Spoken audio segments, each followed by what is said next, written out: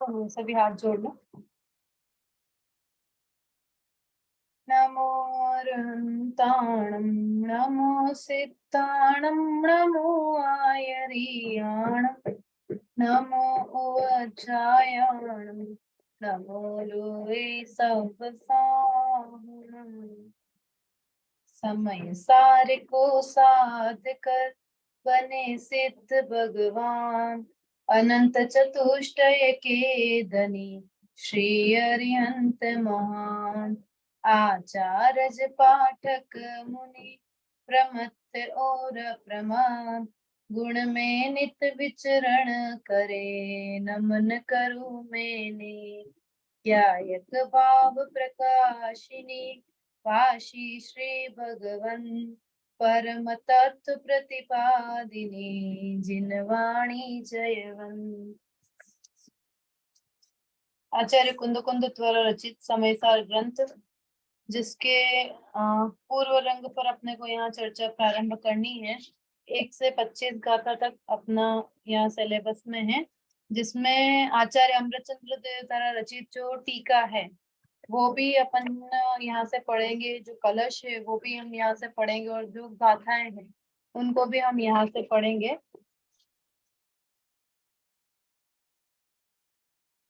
पूर्व रंग का मंगलाचरण है। अगर ग्रंथ है आपके पास में तो स्टार्टिंग में ही दे रखा है जहाँ से ग्रंथ प्रारंभ हो रहा है। और यदि अनुशीलन है आपके पास में तो उसमें पेज नंबर 4 है अनुशीलन।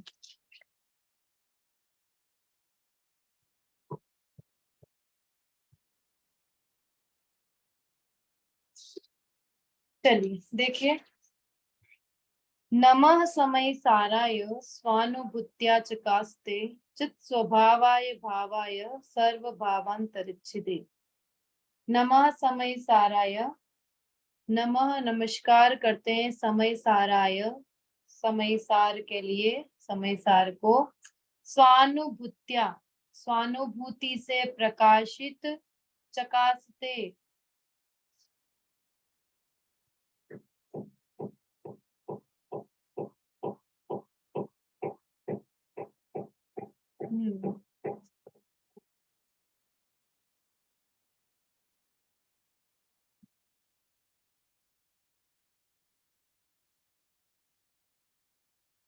स्वानुभूत्या स्वानुभूति से चकास्ते प्रकाशित चित्त स्वभावाय, उसके स्वभाव को, चित्त स्वभाव यानी कि जिसका चैतन्यमय स्वभाव है ऐसा द्रव्य, भावाय मतलब समस्त द्रव्य, सर्व भावांतरिक्षिदे, सर्व भावांतर, सर्व भावांतर मतलब सभी द्रव्यों के द्रव्य गुण पर्याय, ऐसे जो देहादिक से भिन्न समस्त पर्यायों से पार जो ज्ञान स्वभावी आत्मा है, चित्त स्वभाव है, चैतन्य स्वभाव वाला जो आत्मा है, सर्व भावांतरच्छिदे, उनके समस्त द्रव्य गुण पर्यायों को जो जानने वाला है, जिनके द्रव्य गुण पर्याय प्रकाशित होते हैं, वही वास्तव में आनंदमय है, आनंद को देने वाला है।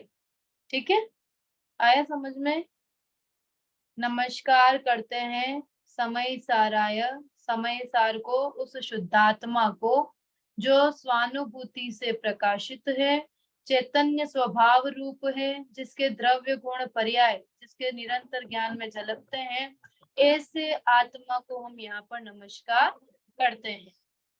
ठीक है, स्वानुभूति से देखो नीचे अर्थ भी दे रखा है, स्वानुभूति से प्रकाशित चैतन्य स्वभावी सर्व पदार्थों को जानने वाले सत्ता स्वरूप समय सार को हम यहाँ पर नमस्कार करते हैं, मतलब अपनी आत्मा को यहाँ पर नमस्कार किया गया है।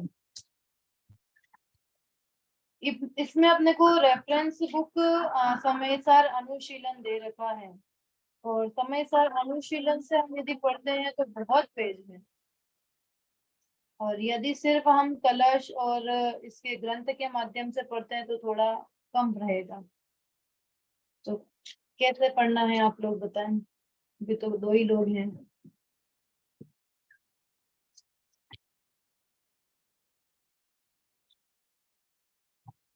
कि इसमें तो काफी समय लग जाएगा अगर अपन ये, मतलब इसमें तो कितना समझो,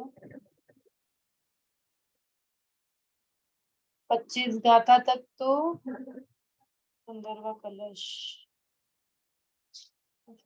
लगभग 200 पेज है। 200 से ज्यादा ही समझो, कम नहीं है। 200 से भी बहुत ज्यादा है। मतलब 250 पेज लगभग है। 250 पेज। उसमें सिर्फ रीडिंग होगी। और यदि हम इससे पढ़ते हैं तो इससे आपको मैं मतलब थोड़ा गाथा और इस पे वो कर पाऊंगी। लेकिन अगर हम ऐसे ही पढ़ेंगे तो इसमें बहुत टाइम लग जाएगा। अनुशीलन घर पे पढ़ लेते हैं आप, मैंने जैसे गाथा और ऐसे डिस्कस कर ले तब, अगर ऐसे राजी हाँ, एग्री हो। अनुशीलन में तो बहुत डिटेल में है। तो हम यहाँ से ही पढ़ते हैं ग्रंथ के माध्यम से, है ना। कहीं पर अनुशीलन का कुछ आएगा तो मैं आज तो नहीं देख पाई, लेकिन कहीं ऐसा आएगा तो मैं नोट करके लाऊंगी, तो वो पैराग्राफ अपन पढ़ लेंगे, है ना। कि कहीं ऐसा कुछ स्पेशल होगा इसमें तो वो वहां यहाँ से अपन पढ़ लेंगे, ठीक है ना। बाकी अपन ग्रंथ से ही पढ़ेंगे, क्योंकि मूल गाथा से अर्थ करना सीखना है तो वो तो यहाँ से ही सीख पाएंगे। चलिए, पहला हम यहाँ पर जो अनुष्टुप छंद में कलश है वो अपन ने पढ़ा। नमः समय साराय स्वानुभूत्य चकास्ते चित स्वभावाय भावाय सर्व भावन तरिच्छिदे। अब देखिए आज दूसरा। अनंत धर्मणस्तत्वं पश्यन्ति प्रत्यगात्मन अनेकांतमयी मूर्ति नित्यमेव प्रकाशता। क्या कह रहे हैं यहाँ पर कि अनंत धर्मणस्तत्वं पश्यन्ति, देखा गया है, देखा जाता है। प्रत्येगात्मन, प्रत्येक, देखो यहाँ पर नीचे दे रखा है, दूसरा जो दे रखा है ना उसमें ब्लैक कलर में दे रखा है, हाईलाइट कर रखा है। पहले हिंदी पढ़ती हूँ फिर यहाँ से पढ़ती हूँ तो आपको जल्दी समझ में आएगा। पर पदार्थों, उनके गुण पर्याय रूप भावों एवं पर पदार्थों के निमित्त से होने वाले अपने विकारों से कथनचित एकाकार अनंत धर्मात्मक, अनंत धर्मण तत्व मतलब होता है अनंत धर्मात्मक, जो पश्यंती देखने वाली, प्रत्येगात्मन प्रकाशित करने वाली, अनेकांतमयी, अनेकांतमयी मूर्ति, नित्यमेव प्रकाशितम, जो हमेशा ही प्रकाशित होती है। ऐसी हमारी जो ये आत्मा है जो सर्व पर पदार्थों से भिन्न है, पर वस्तुओं से भिन्न है, पर भावों से भिन्न है। ऐसे पर पदार्थों के निमित्त से होने वाले अपने विकारों से कथनचित भिन्न, एकाकार, अनंत धर्मात्मक युक्त निज आत्म तत्व को देखने वाले, जानने वाले, प्रकाशित करने वाली अनेकांतमय मूर्ति सदा ही प्रकाशित रहती है और जयवंत वर्ते। अनेक अनंत धर्मणस्तत्वम, अनंत धर्मों से युक्त, पश्यंती देखने वाले, प्रत्यगात्मना यानी कि प्रकाशित करने वाले, अनेकांतमय, अनेकांतमय मूर्ति, मूर्ति नित्यमेव यानी कि हमेशा ही, प्रकाशिताम यानी कि प्रकाशित होती है। तो अनंत धर्मों से युक्त ये जो आत्म तत्व है, जो जिसका स्वभाव है प्रकाशित होना, जिसका स्वभाव है जानना देखना, वो हमेशा ही प्रकाशित होता है। इसलिए ऐसे आत्म तत्व की जयवंत वर्ते। आया समझ में? फर्स्ट और दूसरा मतलब सेकंड और फर्स्ट दोनों ही कलश। एक बार फिर से बोलूं, पहले दूसरा बोलती फिर पहला अभी वापस। तो शुरुआत है। थोड़ा सा समय लगेगा, चलो कोई बात नहीं। देखो, अनंत मतलब अनंत, ठीक है। धर्म मतलब तो समझते हैं ना, धर्म मतलब एक अनेक, वस्तु वाले है ना। हाँ, जो विरुद्ध धर्म होते हैं ना, एक अनेक, नित्य अनित, भेद अभेद, वो वाले धर्म, ठीक है। तो अनंत धर्मों से जो युक्त है, पश्यंती जो देखने जानने वाला है, प्रत्येगात्मना मतलब प्रकाशित है, अनेकांतमयी अनेकांतमय मूर्ति है, नित्यमेव हमेशा ही, क्या कह रहे हैं कि प्रकाशितम प्रकाशित होता है, एकाकार, प्रत्येगात्मना मतलब एकाकार, ऐसा जो आत्म तत्व है वो हमेशा ही प्रकाशित होता है। यहाँ नीचे और एक बार मैं पढ़ती हूँ। सर्व पर पदार्थों से भिन्न, पर वस्तुओं से भिन्न, नैमित्तिक पर भावों से भिन्न व अपने ही स्वरूप में तन्मय आत्मा प्रत्यगात्मा कहलाता है। यहाँ अनेकांतमयी सरस्वती को उक्त प्रत्यगात्मना की प्रतिपादक कहा गया है। उसके नित्य प्रकाशित करने की कामना यहाँ पर की गई है। यहाँ पर देखो नीचे बताया, तात्पर्य यह है कि प्रत्यगात्मना रूप निज भगवान आत्मा की चर्चा वार्ता, उसके स्वरूप का प्रतिपादन निरंतर होते रहना चाहिए, क्योंकि इस प्रत्यगात्मा के स्वरूप के देशना ही आत्मार्थी जीवों को मुक्ति मार्ग में लगाने में निमित्त है। सम्यक दर्शन की प्राप्ति में देशनालब्धि का होना भी अनिवार्य है। इसलिए उस देशनालब्धि का साधन सदा उपलब्ध रहे, इस आशीर्वाद रूप जिनवाणी की वंदना में यही भावना यहाँ पर व्यक्त की गई है। पहला और दूसरा समझ में आया थोड़ा बहुत कि फिर से एक बार बताऊं? आ जाएगा याद अनुशीलन तो नहीं रहेगा, अगर आप लिखना चाहो तो लिख सकते हो पेंसिल से। ग्रंथ लेकर के बैठो और पेंसिल से वहां साथ साथ में थोड़ा लिखते जाओ, तो उससे क्या है ग्रंथ कौन सा वाला है? समय सार। नहीं, रेड वाला है क्या कि ग्रीन वाला? नहीं, मेरा तो कवर चढ़ा है, रेड है शायद मेरा। हम तो पढ़ते थे तब का है। वो तो किसी में भी देखो यही बात है, थोड़ा बहुत चेंज होगा, वर्ड चेंज हो सकते हैं, ठीक है। हाँ, इसकी राग भी ध्यान रखना, अलग अलग कलश की अलग अलग लय होगी। का पहला छंद और दूसरा छंद ये दोनों तो एक ही है ना। नमः समय साराय स्वानुभूत्या चकासते चित स्वभावाय भावाय सर्व भावांतरच्छिदे। आएगा बोलना विकास जी? हाँ दीदी। बोलिए। नमो समसाराय स्वानुभूत्या चकासते चित्स्वभावाय भावाय सर्वान्तरच्छिदे। हाँ, दूसरा बोलिए ऋतु जी। अनंत धर्मणस्तत्वं पश्यन्ति प्रत्यगात्मनः अनेकांतमयी मूर्ति नित्यमेव प्रकाशिताम्। हाँ, अर्थ दोनों का समझ में आया?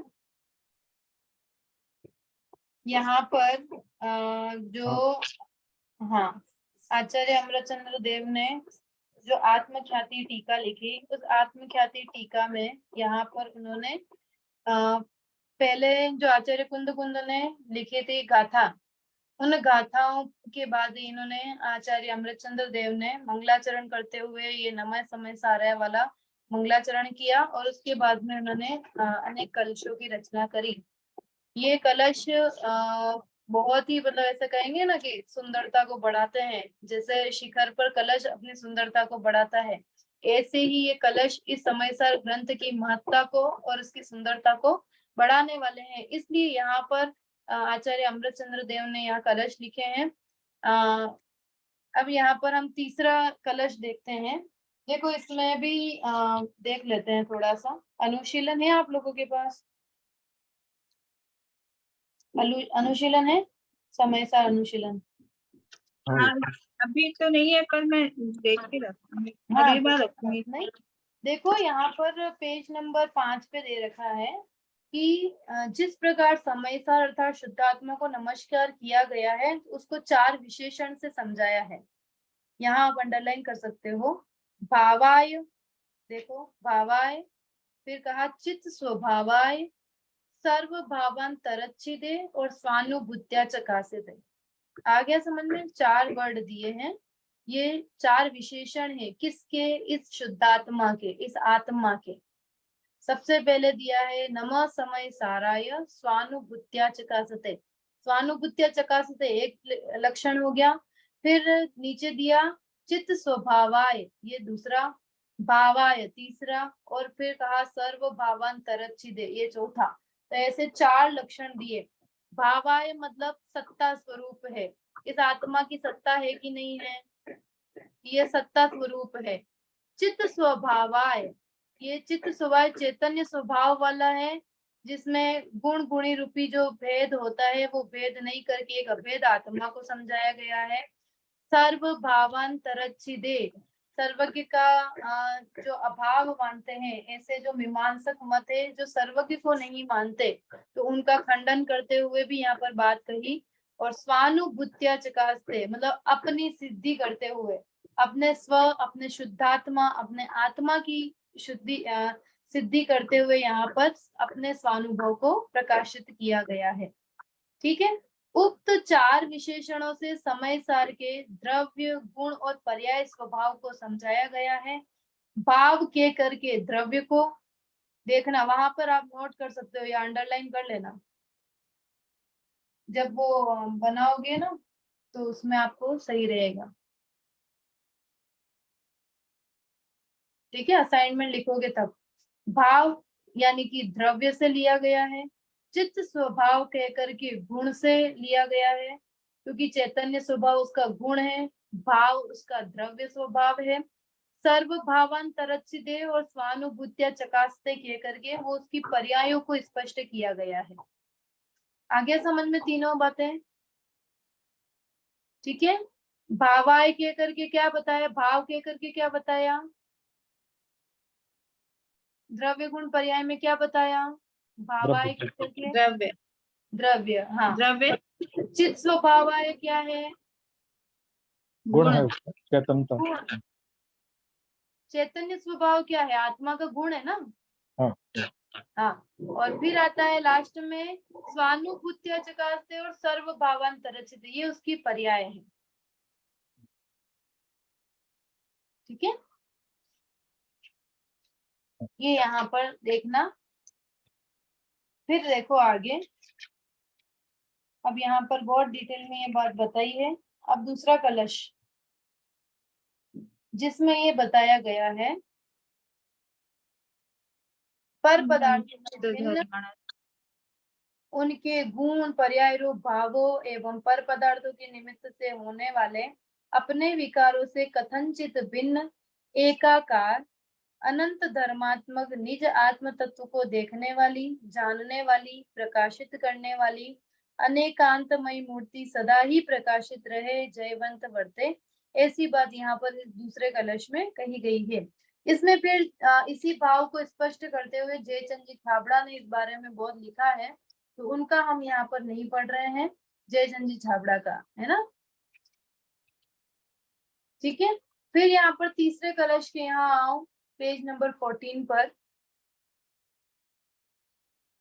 उससे ऊपर के पैराग्राफ में मैं पढ़ रही हूँ। वीतरागी सर्वज्ञ परमात्मा की शुद्धात्मा की प्रतिपादक वीतराग वाणी हम सभी को निरंतर प्राप्त रहे, इस मंगल कामना के बाद अब आचार्य अमृतचंद्र देव इस आत्म ख्याति के प्रणयन का प्रयोजन स्पष्ट करते हुए लिखते हैं। इस जो ग्रंथ है इसका क्या प्रयोजन है, इस ग्रंथ को लिखने के पीछे क्या उनका आशय है, वो यहाँ पर लिखा गया है।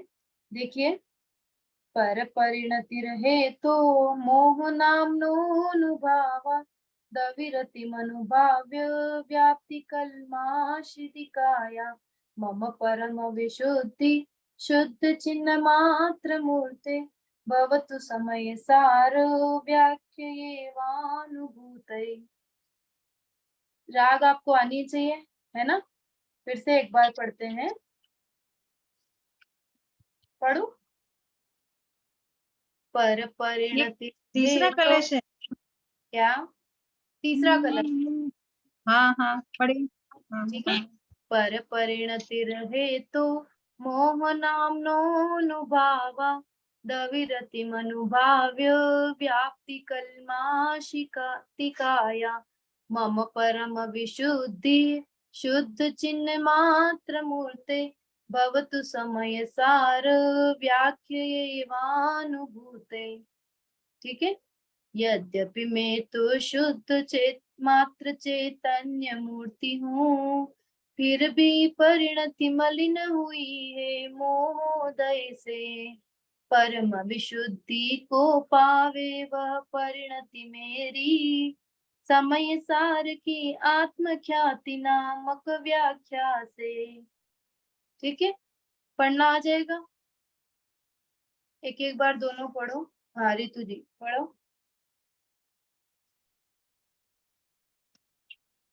पर परिणति पर परिणति हेतुर्मोह नाम्नोऽनुभावा दवितमनुभावे व्याप्ति कल्माशिताय मम परम विशुद्धि चिन्मात्र मूर्ते भवतु समय सार व्याख्या ये वानुभूते। इसमें राग नहीं बैठनी आ रही है, पढ़नी तो आ रहा है। ये मालिनी छंद है, इसको ऐसे ही पढ़ेंगे। पर परिणतिर हेतु मोह नामोऽनुभावा दविरत मनुभाव्य व्याप्त कल्माशिकाय मम परम विशुद्धि शुद्ध चिन्ह मात्र मूर्ते भवतु समय सार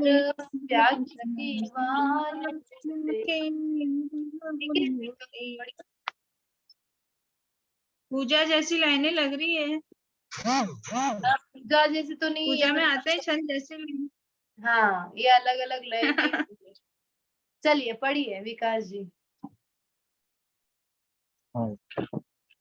पर परिणति हेतु मोहनाम्नो अनुभावा दभिरत मनुभाव्य व्याकल्मासिताय परम विशुद्धि शुद्ध चिन्मात्र मूर्ते भवतु संसार व्याख्या ये भानुभूते। हाँ चलिए देखो क्या कह रहे हैं। यद्यपि, हिंदी का जो दे रखा है ना, उसका अर्थ जल्दी समझ में आएगा। यद्यपि मैं तो शुद्ध चैतन्य मात्र मूर्ति हूँ, भगवान आत्मा हूँ, तथापि पर परिणति का मूल कारण जो मोह नामक कर्म है, उसके उदय का निमित्त पाकर मेरी परिणति वर्तमान में मेली हो रही है, कल्माशित हो रही है। समय सार की इस आत्मख्याति नामक व्याख्या से, टीका से मेरी वह परिणति परम विशुद्धि को प्राप्त हो, यही मेरी मंगल कामना है। पर परिणति रहे तो मोह नामनोनुभावा, पर परिणति के कारण, हेतु मतलब कारण, मोह नामक जो भाव होता है इस जीव का, अविरत नुभाव्य व्याप्ति कल्माशिति काया, कि ये जो मोह नामक कर्म है उसके उदय को निमित्त पाकर के मेरी परिणति क्या हो रही है, कल्माशिति काया मतलब मेली हो रही है, गंदी हो रही है। किसके कारण से? मोह के कारण से। मोह नामना निभावा है ना, मोह के उदय के कारण से, मोह के कारण से मेरी जो परिणति है वो कैसी हो रही है? कलमिशित हो रही है, कलुषित हो रही है, गंदी हो रही है, मेली हो रही है। मम परम विशुद्धि, मेरी जो परम विशुद्धि है, शुद्ध चिन्ह मात्र मूर्ते, और जो शुद्ध चैतन्यमय मूर्ति जो मैं हूँ, भवतु समय सार व्याख्या एवानुभूते, कि ये जो समय सार नामक आत्मख्याति व्याख्या है, इसकी टीका में मेरी जो परम विशुद्धि है, मेरी जो परिणति है, यहाँ ये कहना चाह रहे कि मेरी परिणति जो है, उस परिणति को प्राप्त करने के लिए समय सार की इस ग्रंथ में मैं आत्मख्याति नामक टीका यहाँ पर लिखता हूँ। ठीक है, कि मेरी जो परिणति है, देखो यहाँ पर हिंदी लिखी है वो पढ़ती हूँ मैं। यद्यपि मैं तो शुद्ध चैतन्य मूर्ति भगवान आत्मा हूँ, तथापि पर परिणति का मूल कारण जो मोह नामक कर्म है, उसके उदय का निमित्त पाकर मेरी परिणति वर्तमान में मेली हो रही है, कलमाशित हो रही है। इसलिए इस समय सार नामक आत्मख्याति नामक व्याख्या से, टीका से मेरी वह परिणति परम विशुद्धि को प्राप्त हो, ऐसी मंगल भावना यहाँ पर आचार्य अमृतचंद्र देव भा रहे हैं। आया समझ में? देखो एक बार फिर से बताती हूँ। आचार्य जो अमृतचंद्र देव हैं, वो यहाँ पर बताना चाह रहे हैं कि ये जो जीव की परिणति है, वो तीन कषाय का अभाव होने से विशुद्ध तो है ही, क्योंकि तीन चौकड़ी कषाय का अभाव हो चुका है। अभी ऐसी परम विशुद्धि नहीं है जिसके फल में केवल ज्ञान की प्राप्ति हो, है ना, क्योंकि अभी प्रत्याख्यान नामक जो एक कषाय चौकड़ी है, वो अभी यहाँ पर बाकी है। समय सार ग्रंथ पढ़ रहे हैं, ग्रंथ भी है हमारे सामने और अनुशीलन भी है। आप लोग भी कोशिश करना दोनों ही चीजें लेकर के बैठो, ग्रंथ भी और अनुशीलन भी। तो क्या है, उससे दोनों ही चीज, दोनों में कहीं कुछ होगा तो अपन देखते रहेंगे। ठीक है वीरेंद्र जी। तो इसलिए यहाँ पर कहा, हाँ वीरेंद्र जी बोलिए। ये एक्चुअली अभी कौन सी बुक से पढ़ रहे हैं? मुझे मेरे पास में शायद नहीं है। समय सार जो ग्रंथ है ना, हाँ। उस ग्रंथ से अपन पढ़ रहे हैं। अच्छा। और समय सार अनुशीलन जो है वो हमारे उसमें रेफरेंस बुक में दे रखा है। मेरे इसमें तो दोनों पे ही कवर है। ये है समय सार अनुशीलन, दिख रहा है? ये अनुशीलन है और ये ग्रंथ है समय सार। शायद मेरे पास नहीं है शायद। ठीक है ना, इसकी हाँ पीडीएफ होगी तो वो शेयर कर दीजिएगा आप बाद में। हाँ मेरे पास पीडीएफ अभी तो नहीं है, होगी जब शेयर कर देंगे, मतलब मैं क्लास के बाद ग्रुप में शेयर कर दूंगी। ठीक ठीक है जी, ओके। हाँ देखिए, अभी तीसरा हमने पढ़ा कि पहला और जो दूसरा हमने कलश पढ़ा था, उन कलश में, पहले कलश में आचार्य अमृतचंद्र देव ने जो आचार्य कुंद कुंद ने वंदितु सर्व सिद्धे वाली गाथा लिखी, उसमें उन्होंने सर्व सिद्ध को नमस्कार किया। तो आचार्य अमृतचंद्र देव अपनी आत्मख्याति नामक टीका प्रारंभ करने से पहले इस समयसार ग्रंथ को, ऐसे महान ग्रंथ को नमस्कार करते हुए अपनी आत्मा को नमस्कार करते हैं। फिर इस दूसरे जो कलश है, इस कलश में इस आत्मा के गुण बताए कि ये आत्मा कैसा है, कि अनंत धर्मों से युक्त है, जो हमेशा प्रत्येगात्मा वाला है, अनेकांत मूर्ति से युक्त है, हमेशा प्रकाशित होने वाला है, ऐसा यह आत्मा है। फिर इस तीसरे जो कलश में है, वो आचार्य अमृतचंद्र देव बता रहे हैं कि ये जो तीसरा कलश है, तो इस तीसरे कलश में इस आत्मा का, ये आत्मा कैसे पर पदार्थों के संयुक्त में आकर के, पर पदार्थों से युक्त होकर के कैसे अपने आत्मा को मलिन करता है, उसकी बात यहाँ पर इस तीसरे कलश में बताई गई है कि यद्यपि मैं हूं तो कैसा, शुद्ध चैतन्य मात्र मूर्ति हूँ, फिर भी परिणति मलिन हुई है मोहोदय से। लेकिन फिर भी मेरी परिणति, मेरी पर्याय मलिन हुई है, किसके कारण से? कि मोह के उदय के कारण से, मोह के कारण से। परम विशुद्धि को पावे वह परिणति मेरी, मेरी वह पर्याय परम विशुद्धि को प्राप्त हो। वो परम विशुद्धि अभी है, मतलब जो छठवें सातवें गुण स्थानवर्ती मणिराज है, उनके 3 कषाय चौकड़ी का अभाव होने से उनकी विशुद्धि है, लेकिन परम विशुद्धि नहीं है। जो एकदम विशुद्धि होनी चाहिए, पूर्ण विशुद्धि होनी चाहिए, वो उनकी नहीं है। इसलिए यहाँ पर आचार्य देव कह रहे हैं, इसलिए मैं यहाँ पर ये समय सार नामक की आत्मख्याति व्याख्या यहाँ पर लिख रहा हूँ। ठीक है, आगे समझ में सभी को? 3 कलश समझ में आए? पूछूंगी तो बता पाओगे कि नहीं? बताना तो पड़ेगा ना। 25 गाथाएं हैं और कलश कितने हैं वो देखना पड़ेगा। ये सारे आप लोगों को याद भी करने हैं, पढ़ना भी है। जितना जितना पढ़ते जाएंगे उनका पाठ भी अपन कर लेंगे तो याद होता जाएगा। ठीक है, चलिए अब हम यहाँ पर पहले नंबर की गाथा है, आचार्य कुंद कुंद ने गाथा में क्या लिखा है वो हम यहाँ से पढ़ेंगे। देख लेती हूँ एक बार समय का अनुशीलन में भी यदि कुछ दे रखा हो इस बारे में, तो इसमें नहीं दे रखा है ऐसा कोई विशेष, एक पेज दे रखा है जिसमें यही बात बताई है कि आचार्य की परिणति 3 कषाय का अभाव होने से विशुद्ध तो है ही, पर अभी परम विशुद्धि को प्राप्त नहीं है, जिसके फल में केवल ज्ञान की प्राप्ति हो।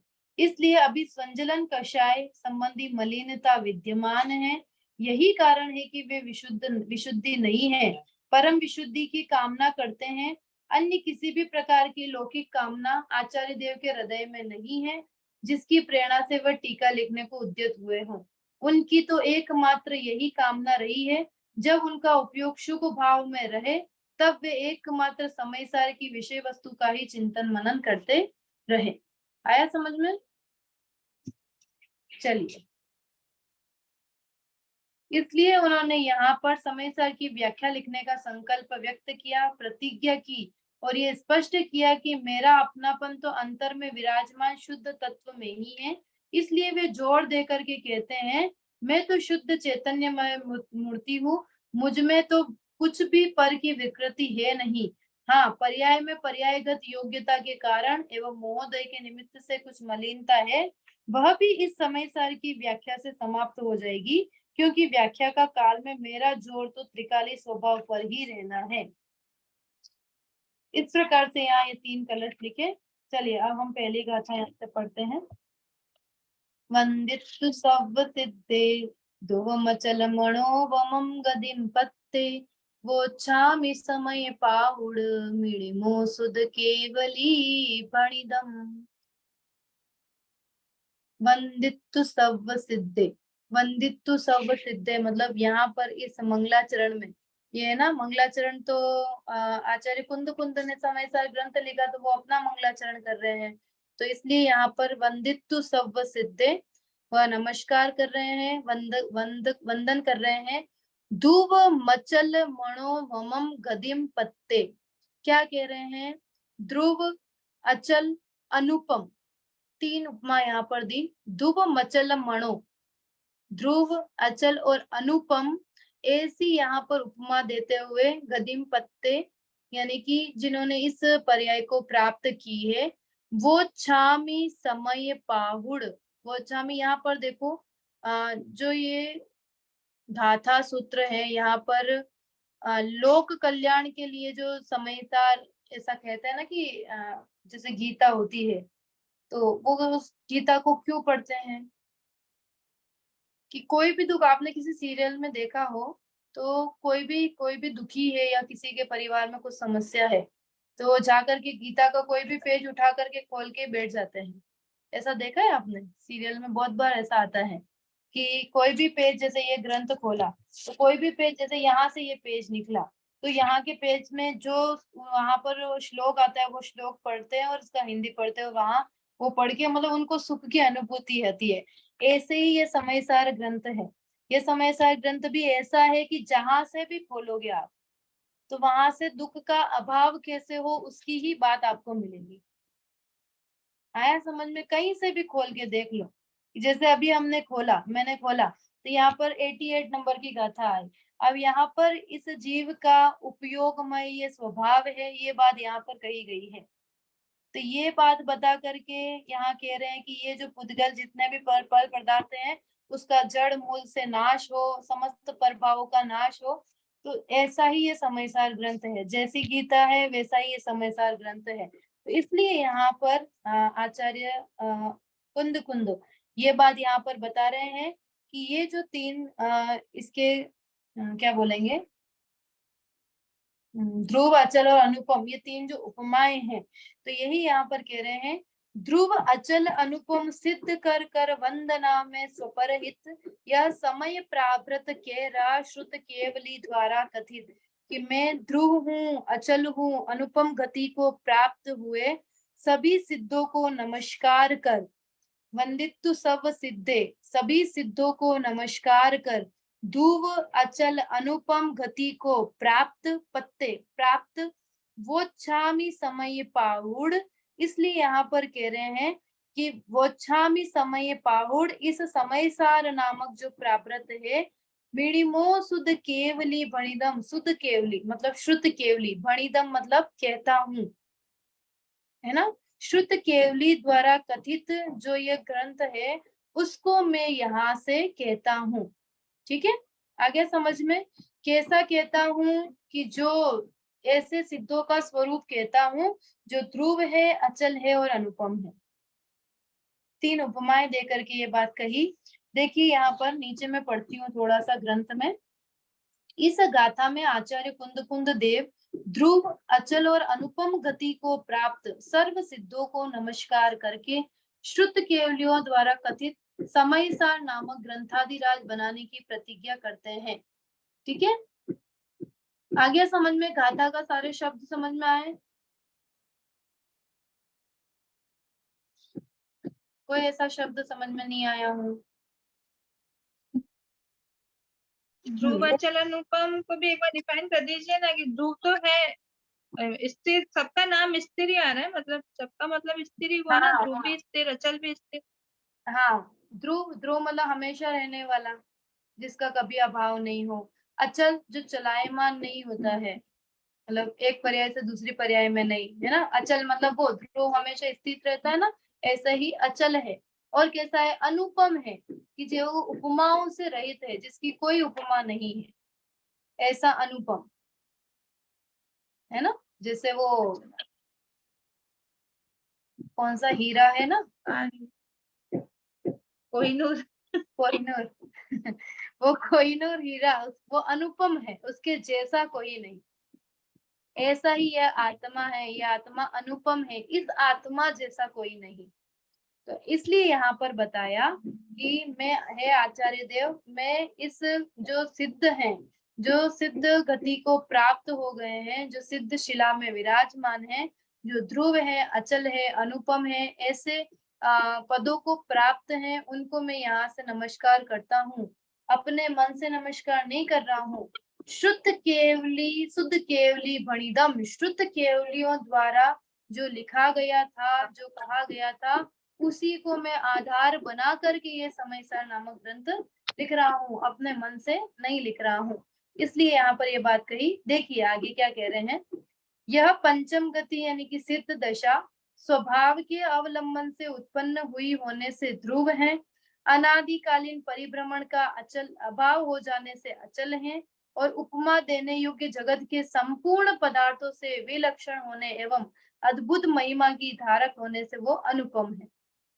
तीनों ही बता दिए, ठीक है। धर्म, अर्थ और काम इन त्रिवर्ग से भिन्न होने के कारण अपवर्ग है नाम जिसका। ऐसी पंचम गति को प्राप्त सर्व सिद्धों को जो मेरे आत्मा की साध्य दशा के स्थान पर है, जैसा मुझे बनना है, जो मेरा आदर्श है, उसके स्थान पर उन सर्व सिद्धों को भाव स्तुति और द्रव्य स्तुति के माध्यम से स्वपर की आत्मा में स्थापित करके सर्व पदार्थों को साक्षात जानने वाले केवलियों द्वारा प्रणीत, अनादि निधन श्रुत द्वारा प्रकाशित, स्वयं अनुभव करने वाले श्रुत केवलियों द्वारा कथित होने से प्रमाणता को प्राप्त सर्व पदार्थों का या शुद्धात्मा का प्रकाशन, अनंत भगवान के प्रवचनों का अवयव, ऐसे समयसार नामक ग्रंथ को अपने और पराये अनादिकालीन मोह के नाश के लिए भाववचक द्रव्य वचन के माध्यम से परिभाषण आरंभ किया जाता है। यहाँ सीधा ये जो ऊपर मीनिंग दे रखा था ना, बस हमें तो वो समझना है कि ये जो पंचम गति सिद्ध दशा है, वो सिद्ध दशा कैसी है, ध्रुव है, अनुपम है, अचल है। उस सिद्ध दशा में विराजमान सिद्ध भगवान को मैं यहाँ से नमस्कार करता हूँ। क्यों नमस्कार करता हूँ कि हमारे जो श्रुत केवली हुए, उनके द्वारा कथित जो वाणी थी, उनकी वाणी में भी यही आया कि जो सिद्ध हुए हैं या आगे होंगे, वो समस्त इन गुणों से ही युक्त होंगे, जो द्रव्य कर्म, भाव कर्म, नो कर्मों से युक्त हो, या अभाव जिन्होंने कर दिया, ऐसे सिद्ध भगवान को मैं यहाँ से नमस्कार करता हूँ। ठीक है, देखिए इसमें भी देख लेते हैं हम। इसमें भी पूरा यही एक एक विशेषण को इन्होंने यहाँ पर विस्तार से बताया गया है। इसमें सिर्फ हमें ये बात देखनी है कि उसमें जो हमारा सिलेबस है, उसमें संस्कृत टीका से थोड़ी लिखा है। संस्कृत टीका से हिंदी अनुवाद, चलो कोई बात नहीं, होगा तो हम देख लेंगे, पर अभी हम इतना देखते हैं। ठीक है, आगे समझ में आया? समझ में पहली गाथा? चलिए एक बार पढ़ के बताइए वीरेंद्र जी। वंदितु सव सिद्धे ध्रुव मचल मनोवम गदिम पत्ते वोच्छामि समय पाहुड़ मिणमो शुद्ध केवली भणिदम।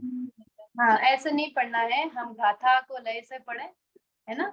जैसे अभी मैंने पढ़ा था वैसे ही पढ़ना है, छंद को भी वैसे ही, कलश को भी वैसे, सब वैसे एक ही बार पढ़ना। पुनः बताइएगा ना कैसे। हाँ हाँ, वंदितु सव सिद्धे ध्रुवमचल मनोवमं गतिं पत्ते वोच्छामि समय पाहुड़ मिणिमो सुध केवली बणिदम्। गाथाओं में हमेशा यही लय चलेगी, गाथाओं की लय नहीं बदलती है, चाहे वो समय सार की उठाओ, चाहे नियम सार की, चाहे पंचास्ती का, चाहे प्रवचन सार, सब में गाथाओं को ऐसे ही पढ़ा जाएगा।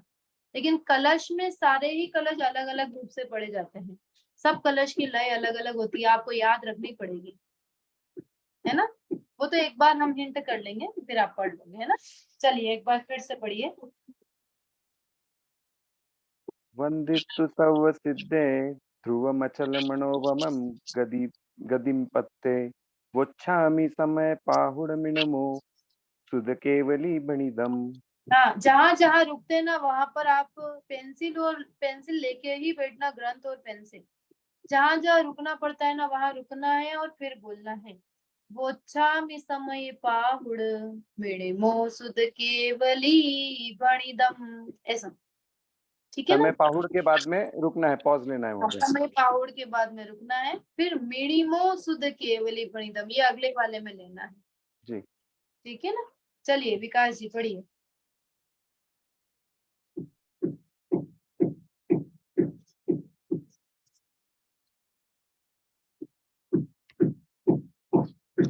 विकास जी, हाँ। हाँ।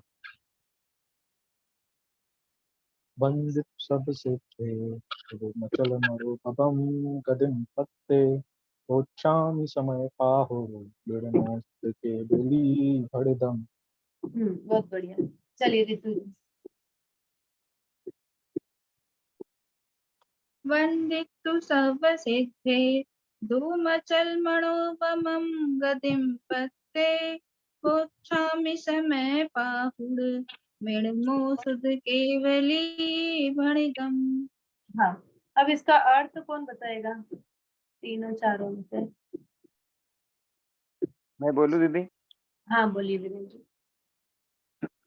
मैं ऐसे सिद्ध को वंदन करता हूँ जो ध्रुव है, अचल है और अनुपम है, मतलब ऐसे ध्रुव, अचल और अनुपम गति को जो प्राप्त है, हम्म।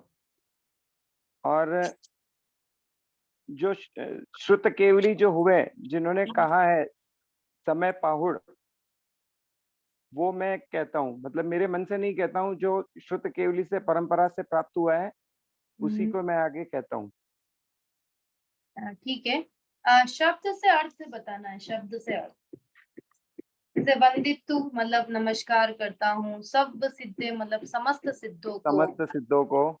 हाँ। ध्रुव मतलब जो अविनाशी है, हम्म, और मचल मतलब जो अचल है, हाँ। चलायमान नहीं होते हैं जो, और मनोवमम मतलब जो अनुपम है, हाँ, और गदिम मतलब गति, पत्ते मतलब प्राप्त, बहुत बढ़िया। और वोच्छामी मतलब कहता हूँ, हम्म, समय पाहुड़ मतलब समय प्राभृत, हम्म। और मिनमो का मतलब क्या होगा? मिनमो, मिनमो समय मिणिमो शुद्ध केवली फणिदम, मतलब ये जो समय प्राप्रत नामक, इसलिए इसमें कहा है, इसलिए समय प्राप्रत नामक जो है, फिर कहा शुद्ध केवली फणिदम, शुद्ध केवलियों श्रुत द्वारा जो। केवलियों ने जो कहा है, बताया है। हाँ, बहुत बढ़िया। बोलिए रितु जी।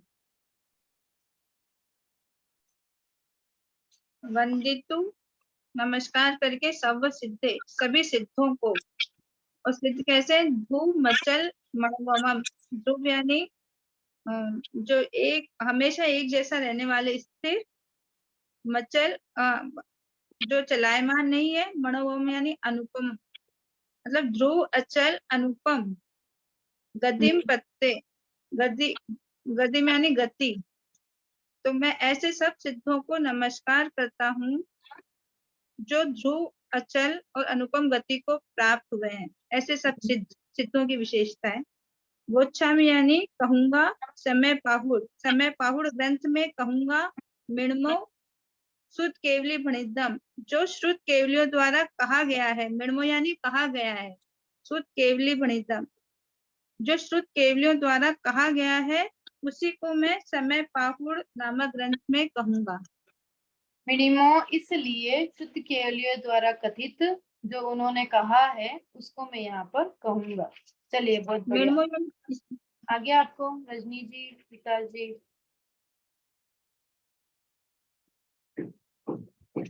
हाँ। बोलिए विकास जी। हाँ, पहले है वंदितु सब सिद्धे, मतलब सर्व सिद्धों को नमस्कार कर रहे हैं। वो सिद्ध कैसे हैं? ध्रुव मचल मणो अभम, मतलब ध्रुव अचल और अनुपम गति को प्राप्त, गंधिम पत्ते। फिर उच्छामी समय पाहोड़ मिडमो, उच्छामी मतलब कि मैं अपनी इच्छा से नहीं लिखता हूँ, ये जो श्रुत केवली समय पाहुड़ मिडमो, मतलब समय पाहुड़ को मैं कहूंगा किसके द्वारा कहा हुआ है, श्रुत केवली वर्णन, श्रुत केवलियों के द्वारा कहा हुआ, मतलब मैंने अपनी अनुमान से नहीं बनाया है, श्रुत केवलियों की परंपरा से जो चला आ रहा है, ऐसे समय पहाड़ को मैं कहूँ। बहुत बढ़िया। हाँ, एक सेकंड में इसमें देख ही लेती हूँ। इसमें यही दे रखा है, समय सार 1 से 25 गाथा विद अमृतचंद्राचार्य टीका एंड कलश, रेफरेंस बुक समय सार अनुशीलन। ठीक है, वही आचार्य अमृतचंद की टीका, मतलब इसमें संस्कृत टीका नहीं है, और भी अपन पूछ लेंगे अगर होगा तो, है ना। और बाकी हिंदी का अपन पढ़ ही रहे हैं साथ साथ में कलश के माध्यम से। चलिए आगे देखिए, इसी में पेज नंबर 8 अगर ग्रंथ हो तो, नहीं तो मैं इसमें से भी पढ़ सकती हूँ, अनुशीलन में भी है, अनुशीलन में लेकिन बहुत डिटेल में है, यहीं से ग्रंथ से ही पढ़ती हूँ। देखो जो हाईलाइट कर रखा है वहां से पढ़ती हूँ। त्रिकाली ध्रुव ज्ञानानंद स्वभावी निज भगवान आत्मा को अनुभूति पूर्वक जानना, निज जानना और उसमें ही अपनापन स्थापित होना, उसका ही ध्यान करना, उसमें ही लीन होना ही ध्रुव स्वभाव का अवलंबन है, आश्रय है। इस प्रकार के अवलंबन से ही ध्रुव पर्याय प्रकट होती है, सिद्ध दशाएं प्रकट होती है। अनादि काल से इस आत्मा ने निज भगवान आत्मा को तो कभी जाना ही नहीं, मात्र पर पदार्थों, उनके भाव और उनके निमित्त से होने वाली आत्मा में उत्पन्न होने वाली विकारी पर्याय को ही जाना माना, उनमें ही अपनापन स्थापित किया है, इसलिए उनका ही ध्यान किया तथा यह आत्मा उसमें ही रचा पचा है। इसलिए यहाँ पर कहा कि यह जो पर का अवलंबन है, पर का आश्रय है, इससे तो अनंत दुख है। पंचम गति में पर का अवलंबन छूट गया है, किसी प्रकार का वहां कोई आश्रय नहीं है, किसी प्रकार का कोई अवलंबन नहीं है, इसलिए एकमात्र ध्रुव, त्रिकाली ध्रुव भगवान आत्मा का अवलंबन रह गया। यही कारण है कि सिद्ध दशा सुखमय दशा है, शांतिमय दशा है और ध्रुव दशा है। इसलिए यहाँ पर ये जो ध्रुव विशेषण दिया है, वह ध्रुव विशेषण विनाशिक पने का, ये आप अंडरलाइन कर सकते हैं। जो ध्रुव विशेषण दिया वो किसके लिए दिया, विनाशिक पने का, अचल विशेषण से परिभ्रमण का, एवं अनुपम विशेषण से चारों गतियों में पाए जाने वाली कथनचित समानता का निषेध व्यच्छेद इस पंचम गति में हो गया। इस कारण से ये 3 विशेषण दिए गए हैं। मतलब यहाँ पर और विशेषण भी तो हम दे सकते थे, ध्रुव अचल और अनुपम ही क्यों दिए, तो यहाँ पर बताया कि जो ध्रुव विशेषण है वो इसलिए दिया कि इस जगत में विनाश को प्राप्त होने वाला नहीं, ऐसा एकमात्र यह आत्म तत्व है, इसलिए इस ध्रुव तत्व को लिया। ठीक है, फिर यहाँ पर बताया अचल, अचल क्यों लिया कि ये जो चलायमान बोलते हैं ना, कि इस गति से इस गति में, इस गति से इस गति में, इस पर्याय से उस पर्याय में, तो कह रहे हैं कि ये जो जीव है ये परिभ्रमण से कैसा है, परिभ्रमण इसका स्वभाव नहीं है, ये परिभ्रमण के विशेषण से युक्त नहीं है, इसलिए चारों गतियों में जो परिभ्रमण ये जीव करता है, इसलिए ये चलायमान नहीं है, इसलिए इसको अचल कहा है। फिर यहाँ पर लास्ट में कहा कि ये जो अनुपम है, ये अनुपम क्यों है कि इस संसार में एकमात्र अनुपम नाम की कोई वस्तु है तो वो आत्मा ही है। समस्त उपमाओं से रहित यदि कोई वस्तु है तो वो आत्मा है, इसलिए यहाँ पर ये अनुपम विशेषण को लिया गया है। ये 3 विशेषण यहाँ पर दिए गए हैं। फिर यहाँ पर इसी बात को बताया कि आचार्य जयसेन ने भी इसको कहा है, भाव कर्म द्रव्य कर्म नो कर्म रूपी मल से रहित शुद्ध भाव सहित होने से पंचम गति को अमल यहाँ पर कहा गया है। इसलिए सभी मुनिराज प्रत्येक अंतर मुहूर्त में आत्मा का अनुभव करते हैं, शुद्धोपयोग में जाते हैं, उनका यह जो शुद्धोपयोग ही भाव स्तुति है। इस गाथा में जो शब्दों से नमस्कार किया गया है वो द्रव्य स्तुति है। 2 बातें यहाँ पर बताई, द्रव्य स्तुति और भाव स्तुति। द्रव्य स्तुति में क्या बताया, द्रव्य स्तुति में क्या कहा, जो यहाँ पर बताइए ना, इन इन विशेषणों से युक्त है। हमें द्रव्यों से मतलब हमने अपने मुख से बखान किया उसका, वो द्रव्य से स्तुति की। कोई भी हम स्तुति पढ़ते हैं, 24 तीर्थंकर की स्तुति हमने पढ़ी, तो वो होती है द्रव्य से स्तुति। भाव से स्तुति मतलब वो जो हम पढ़ रहे हैं उसका अनुभव भी अंतर में हो रहा है। कि जैसे हमने कहा कि अनादिकाल से जग में स्वामी जल से शुचिता को माना, ये हमने पढ़ा। या केवल रविजय किरणों से जिसमें संपूर्ण प्रकाशित है अंतर, ये पढ़ा। या फिर ये पढ़ा जगाया तुमने कितनी बार। तो ये इसका हमने अंतर में अनुभव किया, द्रव्य से भी पढ़ा और भाव से अनुभव भी किया। तो यहाँ पर द्रव्य से भी स्तुति की है और भाव से भी स्तुति की गई है, दोनों प्रकार से यहाँ पर स्तुति की गई है। आगे समझ में देखिए, लास्ट में कहा आचार्य देव कहते हैं कि मैं अपनी ओर से कुछ कहने वाला नहीं हूँ। इस समय सार में मैं जो कुछ भी कहूंगा वह सब वस्तु स्वरूप के अनुरूप तो होगा ही, सर्वज्ञ परमात्मा की दिव्य ध्वनि के अनुसार ही होगा, धनधर देव द्वारा रचित द्वादशांग के अनुसार भी होगा, तथा शुद्धात्मा और संपूर्ण पदार्थों के सही स्वरूप को प्रकाशित करने वाला ही होगा। यह काम मैं स्वपर के कल्याण के लिए कर रहा हूँ। वह स्वपर का कल्याण भी कोई लौकिक प्रयोजन की सिद्धि करने वाला नहीं है, अर्थात अनादिकाल के मोह का नाश करने के लिए ये यहाँ पर मैं इसका मतलब वर्णन कर रहा हूँ। आ गया समझ में? लौकिक कामना के लिए नहीं कर रहा हूँ, अपने मन से नहीं कर रहा हूँ। किसके कारण कर रहा हूँ? श्रुत केवलियों द्वारा कहा गया है, इसलिए उसी को आधार बना करके उसी को यहाँ पर लिख रहा हूँ। और दूसरी बात कही, मेरी इसमें कोई भी लौकिक कामना नहीं है, लौकिक इच्छा की पूर्ति के लिए मैं यहाँ पर ये ग्रंथ नहीं लिख रहा हूँ।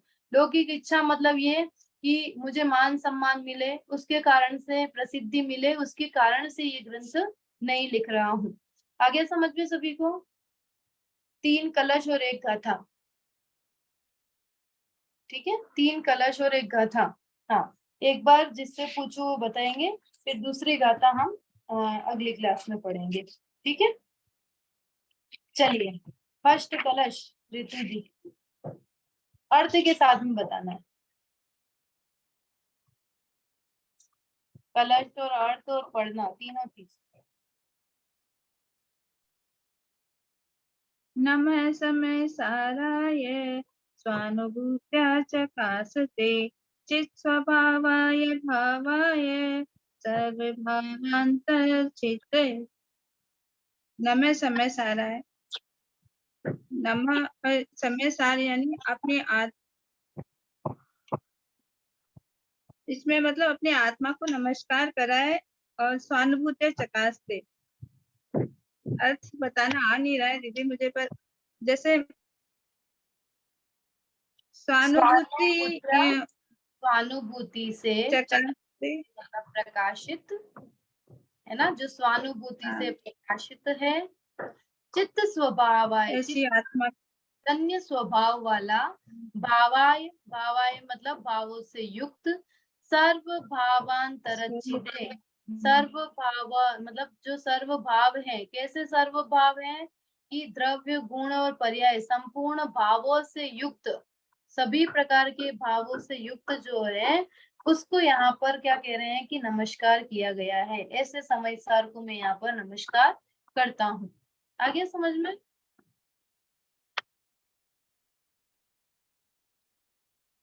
ये तो आपको पेंसिल रखोगे तो ही समझ में आएगा, उसमें लिखते जाओ तो अर्थ समझ में आएगा। विकास जी बोलो, पहले का अर्थ बोलो, पहले का।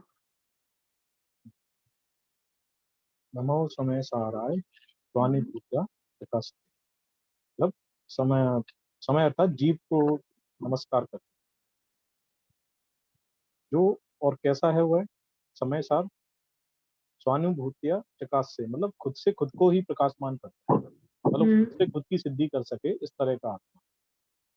चित्त स्वभावाय भावाय, और उसका गुण बताए हैं, जैसे आत्मा के भाव रूप, और जैसे आपने बताया ना कि भाव मतलब कि उसका द्रव्य, और चित्त स्वभावाय मतलब चेतना उसका गुण हो गया, और सर्व भावांतरच्छिदे, तो मतलब सर्व तरह के जो अन्य द्रव्य है उनकी पर्यायों से भिन्न। बहुत तो बढ़िया। द्रव्य गुण पर्याय ऐसा तीनों चीजें। बहुत बढ़िया। चलिए, हाँ दूसरा रविलेंद्र जी तो बता नहीं पाएंगे, जो इन ही नहीं हुए थे शायद में। हाँ विकास जी बोलिए ये दूसरा। पहली वाला ही रिपीट कर सकता हूँ, अभी सुन लिया इसलिए। कोई बात नहीं। चलिए दूसरा भी सुन लीजिए, फिर अगली बार आपसे पूछेंगे। जी। बोलिए विकास जी दूसरा बोलिए। तीसरा आपसे पूछूंगी ऋतु जी। अनंत धर्मणस्तत्त्वं पश्यन्ति तत्गात्मनः अनेकांतमयी मूर्ति नित्यमेव प्रकाशिताम्। हम्म अनंत धर्मणस तत्व मतलब अनंत धर्मों से युक्त, हम्म जो प्रत्येक प्रत्यागात्मनः अनंत धर्मों से युक्त, पश्यंती मतलब देखा गया, ठीक है। प्रत्येगात्मना मतलब प्रत्येगात्मना एक ये कहेंगे कि एक विशेषण है, उसको यहाँ पर कह करके अनेकांतमय, ये अनेकांतमय है, मूर्ति मूर्ति रूप है, अनेकांतमय मूर्ति है, नित्यमेव हमेशा ही, एव नित्य एव है ना, संधि विच्छेद किया तो नित्यम प्लस एव, नित्य ही, एव मतलब ही, प्रकाशताम प्रकाशित होता है। इसलिए यहाँ कहा अनंत धर्मों से युक्त जो तत्व है उसको देखा गया, मतलब पश्चंती देखा गया, प्रत्येगात्मा एक विशेषण है, अनेकांतमयी मूर्ति, अनेकांतमय मूर्ति से जो नित्यमेव हमेशा ही प्रकाशित होता है, कि जो पर पदार्थों से भिन्न, उनकी द्रव्य गुण पर्यायों से भिन्न, ऐसा जो एकाकार है, अनंत धर्मों से युक्त है, निज आत्म तत्व को देखने वाला है, जानने वाला है, प्रकाशित करने वाला है, ऐसा अनेकांतमय मूर्ति ही सदा प्रकाशित रहे, ऐसा यहाँ पर ये जिनवाणी जिन शासन जयवंत वर्ते। आया समझ में थोड़ा थोड़ा? वीरेंद्र जी आया समझ में? मेरे पास एक्चुअली कॉपी नहीं है, मिनी समय सार में ये दिया हुआ नहीं है शायद ये। अच्छा अच्छा चलो कोई बात नहीं। हाँ तीसरा बोलिए। पहले पढ़ना है क्या? हाँ पहले पढ़ना है फिर हिंदी बताना। पर परिणति हेतुर्मोहनानुभावा द्रवित्मनुभाव्य व्याप्ति कल्माशिताया मम परम विशुद्धि शुचिन्मात्र मूर्ते भक्तु समय सार व्याख्ये ये वानुभूते। प्रैक्टिस करनी है, प्रैक्टिस वापस पूछूंगी अगली बार, अभी मैं पढ़ती हूँ। पर परिणति रहे तो मोह नाम दविरत मनुव्याप्य व्याप्ति कल्माशिका शितिकाया मम परम विशुद्धि शुद्ध चिन्ह मात्र मूर्ते भवतु समय सार व्याख्येवानुभूते। ठीक है, हाँ पढ़िए हिंदी। पर परिणति हेतु मोह नामनोनुभावा, पूरा एक साथ ही दिया हुआ है इसमें कि हाँ मोह के कारण, मतलब मोह नाम के भाव से मेरी परिणति, मेरा जो भाव है वो मलिन हो रहा है। द्रवित मनोभाव नहीं, ये दूसरी लाइन में भी है, मतलब पर परिणति हेतु मोह नामनो अनुभावा, मोह नाम के भाव से मेरी मतलब पर भावों को ही मोह का क्या दिया, मोह नाम के भाव से द्रवित मनुभाव व्याप्ति कलमाशिताया, द्रवित यानी मेरी आत्मा, मनुभाव्य मेरे भाव, व्याप्ति यानी हो रहे हैं, कलमाशिताया मेली हो रही, मेरे परिणाम मेले हो रहे हैं मोह नाम के कर्म भाव से, मोह नाम के कर्म से। नहीं, चलिए कोई बात नहीं, कोशिश होनी चाहिए। मम परम विशुद्धि शुद्ध चिन्ह मात्र मूर्ते। हाँ, तो अब जैसे मतलब इसमें तीन कषाय चोपड़ी के अभाव से विशुद्धि तो हुई है, पर संजलन कषाय के अभाव से अभी पूरी विशुद्धि नहीं है, तो शुद्ध भाव में तो नहीं रह सकते।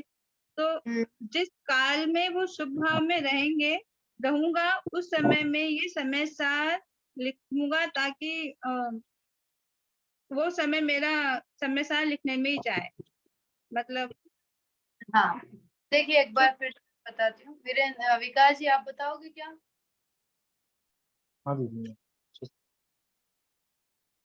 बोलिए। इसमें जैसे पर परिणति हेतो मोहनाम अनुभावा गविरत मनोभाव्य व्याप्ति कलमासिताया मम परम विशुद्धि शुद्ध चिन्मात्र मूर्ते भवतु समय सार व्याख्या ये वानुभूते।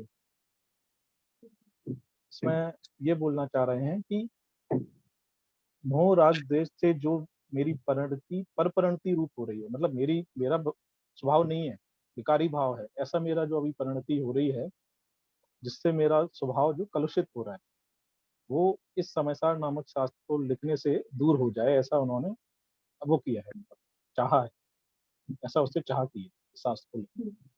ठीक है। पर परिणति मतलब मेरी जो पर परिणति होती है, पर द्रव्यों के प्रति मेरी जो भाव होते हैं, परिणति होती है, किसके कारण से होती है? मोह के कारण से, है ना।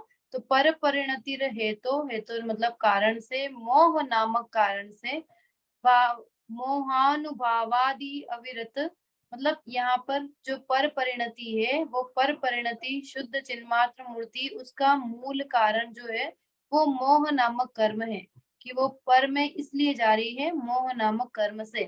फिर यहाँ पे कहा दविरति मनुभाव्य व्याप्ति कलमाशी तिगाया, यहाँ पर कहा कि ये जो कलमाशित हो रही है, मतलब कलुषित हो रही है, तो वो कलुषित किसके कारण से हो रही है?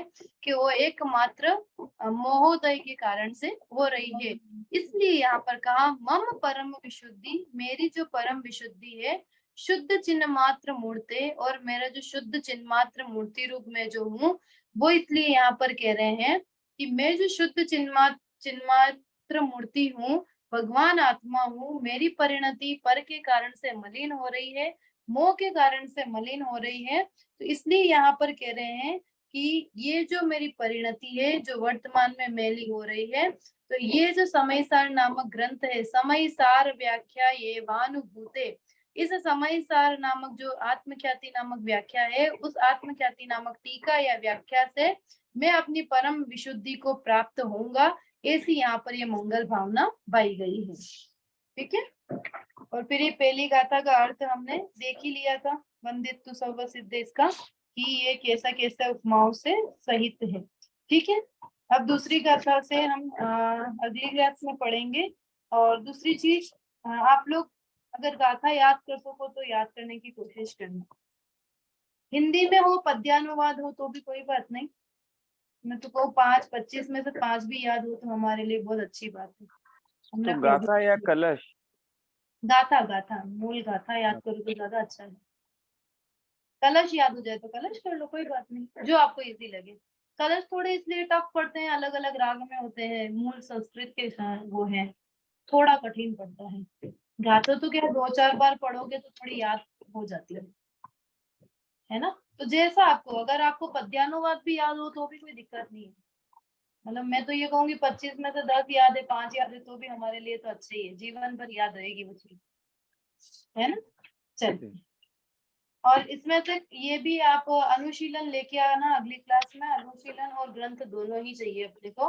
अनुशीलन में से मैं भी पढ़ के आऊंगी, इसमें अगर कोई ऐसा इम्पोर्टेंट पैराग्राफ होगा वही हम यहाँ से पढ़ेंगे, क्योंकि इसमें बहुत डिटेल में दे रखा है। 250 पेज पढ़ना मतलब एक तरह से रीडिंग लगाना है, और रीडिंग लगाने का कोई इम्पोर्टेंस नहीं है। तो इसलिए मेरा कहने का मतलब यही है, आप लोग भी पढ़ करके आए और मैं भी पढ़ के आऊंगी। इसमें कोई ऐसा पैराग्राफ होगा जिस पर हमको चर्चा करनी है तो उस पर ही हम करेंगे, पूरा नहीं पढ़ेंगे। आगे समझ में? चलिए, अभी की क्लास यहीं पूर्ण करते हैं। एक साथ बोलिए, जय जय जिनेंद्र। जिनेंद्र। जय जी।